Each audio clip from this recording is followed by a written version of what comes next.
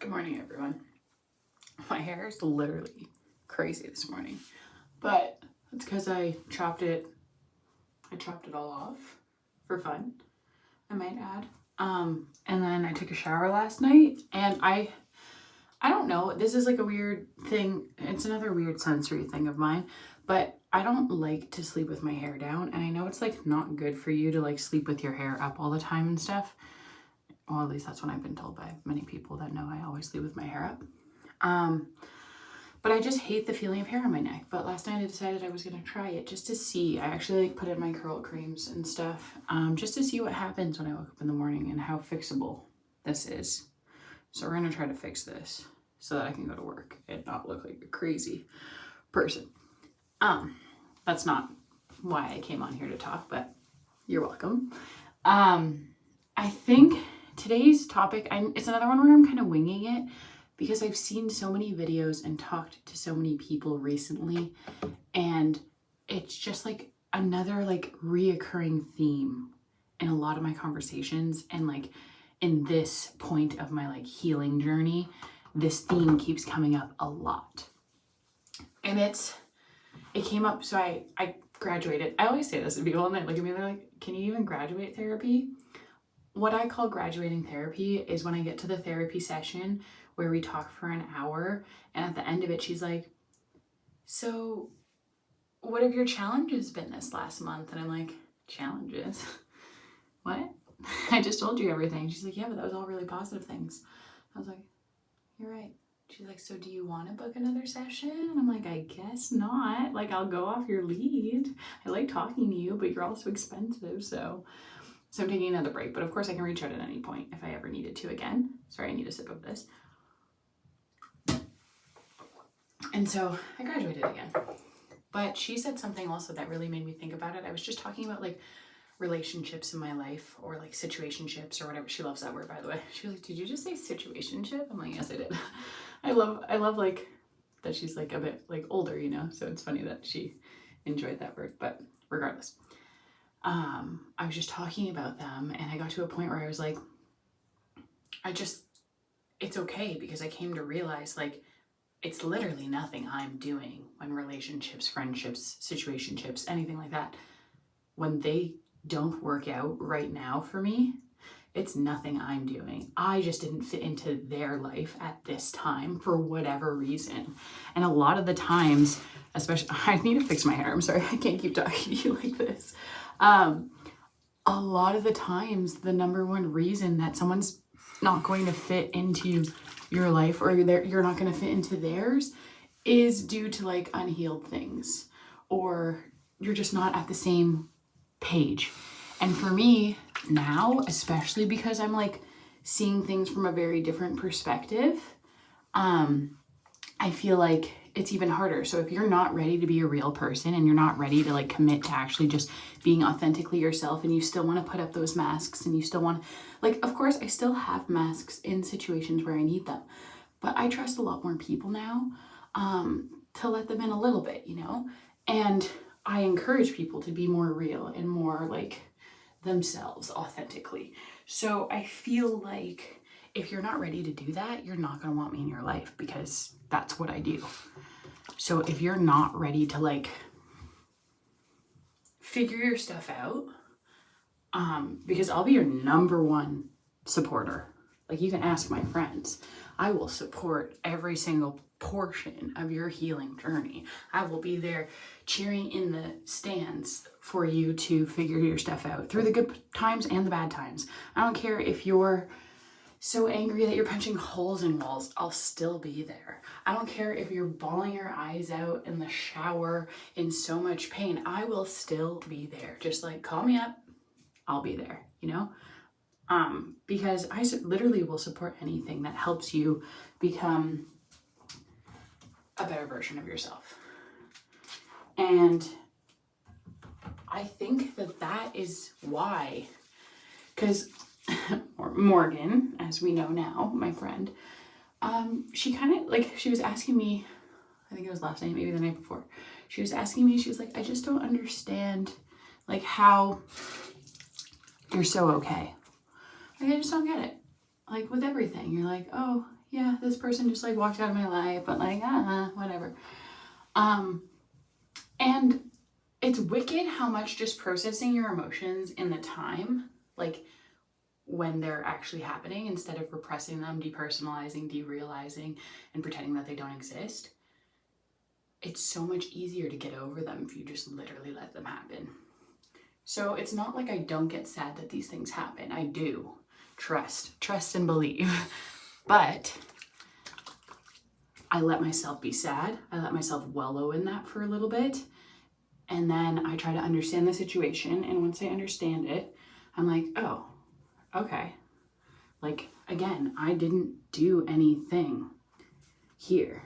Like, not that I didn't do anything. You're always an active participant in whatever happens in people's lives. Like, but I didn't make people choose to leave me. It's not like I backstabbed people. It's not like I'm like doing things behind their back. I'm not. I just grow apart from a lot of people, or people grow apart from me, right? And I just feel like I can understand why things happen a lot.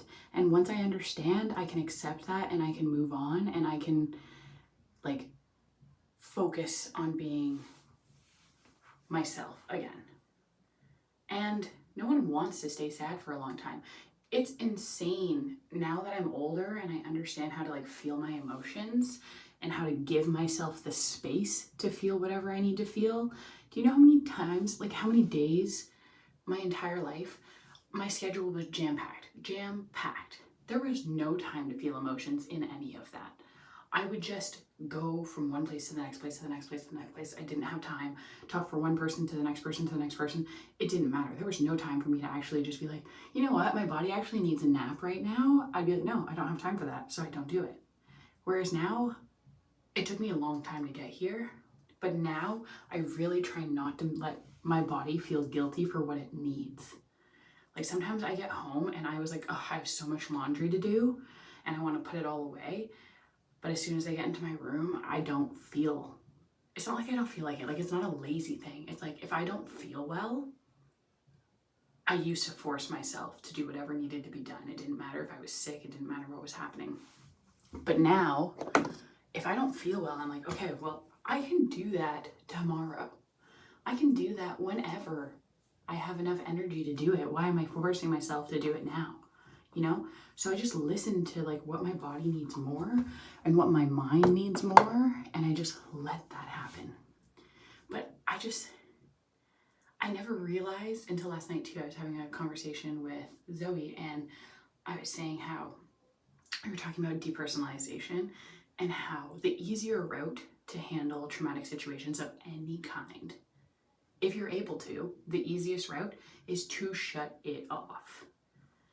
But the downside of when you shut it off, you're turning off all your emotions so that you don't feel, it's not so you don't feel emotions. You do feel them, but it's like if your emotions are supposed to be up here and you're like, oh my God, like so sad, so happy, so whatever, like all the way up here. If you shut down those emotions, you're nulling them to a like dull roar of like all of these emotions. And you just keep pushing them down and not feeling them.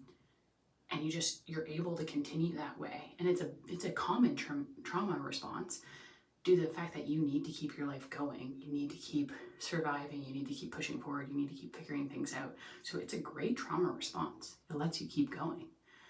But when you have the time and the energy, because it's exhausting, it's not fun, but when you have the time to surface some of these emotions, yes, it's like the floodgates, and as soon as you open it a crack, they're all going to come pouring out, everything you haven't felt for whatever duration of time. Let me give a better example. Let's say, this is not a real example, it's all hypothetical. Let's say you have death in a family. We'll go with that. A little twisted, but it's fine because it's good for the example. Say you have a death in your family and you have a job, you're in school for fun. Let's just throw this in here. Yeah, you have a job, you're in school, you have a social life, you have a relationship, and you just lost someone in your family that you were really close with. Now, the easiest thing to do again is to shove down all those feelings of pain, of guilt, of like sadness, missing them, a huge drastic change in your life, right? This is a huge change. But in order for you to keep propelling forward, it is easier to not process these emotions and just shove them down. So that goes on for a duration of time, right? You're continuing with your relationship, but it's different now. You're continuing with your job, but you're different now. You continue with your school, but it's harder now. And you don't understand why. And then one day you just like let out a bit of emotion. This could be a year later. And think of a year's worth of emotions being shoved down because you knew if you let one of those emotions like fully out, you were going to open all of them, a Pandora's box worth of emotions. And you can't handle processing that all at once. That's insane. Like you would be so tired because that's so much, a year's worth of emotions for you to understand and feel, and you have to feel them. So even if the death was a year ago, if you don't let yourself feel them until a year later, you have to re-experience that death for what it was. So you're basically experiencing that death twice. When it actually happened and when you let yourself process the fact that it actually happened. I did that so much with everything before. And it's so exhausting. And then you literally just have to experience everything terrible twice. Because you're like, I don't have time to deal with this. Whereas you get grievance days when you lose family members, for example. You get grievance days from work, you can talk to schools, you can explain, communicate with your relationships too, because they're not going to understand what switched in you, and if you don't communicate that, which 9 times out of 10 we don't, because we're like, communication's for suckers who feel things. But if you can express, at least to explain enough that they understand, and they will sit there patiently and wait for you to get through whatever you need to get through, then you can keep everything the way it was. But you need to actually take that time and use it to figure out how to feel. Not use it to cope. I'm starting not to like the word cope because I feel like everything people do to cope, for the most part, the go-tos for coping are avoidant tendencies so that you don't feel anything, right? Like think about common coping mechanisms. You got people who cut themselves, you got people who drink, people who do drugs, people who jam-pack their schedules, like people who do gambling, like whatever coping mechanism takes you away from feeling the things that you need to feel. And that's why it's addicting, because you're like, cool, this is keeping me at a nice steady pace of not feeling anything. But when you're not feeling anything, are you really being a human? And that's wherein lies why I don't blame anyone for relationships like not working out, situationships not working out. And like, it's not like I changed my mind. I will still love everyone that I loved. If they want to come back in my life, they're allowed to. If they don't want to, okay. I'm not here to force anyone to like me. I'm not here to force anyone to want to be in my life. Something else I saw somewhere, it was saying how we learn what red flags we can live with and we learn what red flags we can't. It's not your job to change someone's red flag. You're not going to be able to.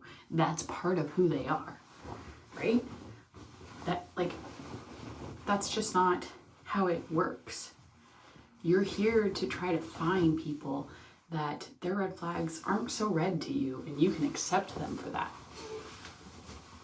You know what I mean? Like something I didn't realize bothered me as much as it kind of does, and I don't know if like genuinely it's a red flag to me, is music taste. If someone didn't listen to music, I don't know if I could actually like live with them, because I listen to music literally all the time. And I think a big thing for me, like I don't care what kind of music you listen to, but if you're open-minded, that's so attractive. Like if you're willing to actually first of all, you know how much it takes? I had an argument with Corbin last night. You know how much it takes? Not an argument, that's not true. We were both just comparing how stressful it is to share music with someone, because you're like, hi, here's a little piece of my mind. Hope you like it. we were talking about how stressful it is. I'm like, when I show people music, I told them this straight up. It's like, when I show people a song, I listen to the song before I send it, and I re-listen to it just to confirm. And then maybe an hour later, I listen to it again to be like, did I make a mistake by showing them that song? Did I? Because music means a lot to me. So that's showing a little bit of vulnerability in anyone that I share music with. And if I'm with someone who's not even going to take the time to actually like listen to the song, also like bonus points if you look up the damn lyrics, because there's so much like lyrics are my if you want me to listen to a song and I didn't listen to it with the lyrics, you know that I didn't care, because I need the lyrics. I need them for good songs. Obviously I'm not going to listen to like It's Getting Hot in Here with the lyrics. Who cares? It's a good song, don't get me wrong, I love that kind of music, but I don't need the lyrics for that. That's just a party song. So yeah, anyway, I think that was a pretty decent spiel considering I didn't plan any of that, and I didn't talk in as many circles as I normally do. I'm growing, guys, and my hair doesn't look as crazy. I don't know if I want to leave it fully down. I don't love the middle part with the curly bangs, to be perfectly honest, so I usually go for a half up, half down, but See, the thing is though, that I like to listen to music at work, but I need my hair to cover my ears because I put my AirPod in upside down so that you can't see it. Because as I just mentioned, I need music to live. And it's really coming more into a big realization for me is that when music's not playing, the world is so weird to me. I have music almost like, I would say like almost, how many hours do I sleep at night? Maybe 6, 7, and I do fall asleep to music half the time. Like, I'm not good at math. Everyone knows I'm not good at math. 24 minus 7, let's go with 7. So take that, 17. 7, 17, 24, 7, 17, 7. I listen to music so much. And like when I'm talking to people, there's just music in the background. I'm playing music on my speaker right now in the background. You can't hear it because I don't want to get copyrighted and have it taken down. But like people who just like walk their dogs and don't listen to music, whoa, that's crazy to me. I need music. So anyway, there's my rant for you. Hope you enjoyed. Have a great week. Also, I don't think that I have a specific day of the week anymore that I post this because it was Friday. And then I figured out that you can like pre-post so that it like goes live or whatever. That sounds really fancy.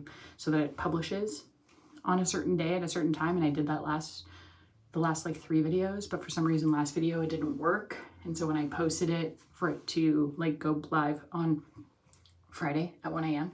Why? I don't know. That's the time I picked, okay? And that's what I had been doing. But for some reason it posted on like Wednesday, maybe Thursday, I don't remember. But say Livy, maybe I'll post this sooner. Who knows? Stay tuned. I guess you would already know because by the time you hear this, it'll be posted. So I'll stay tuned.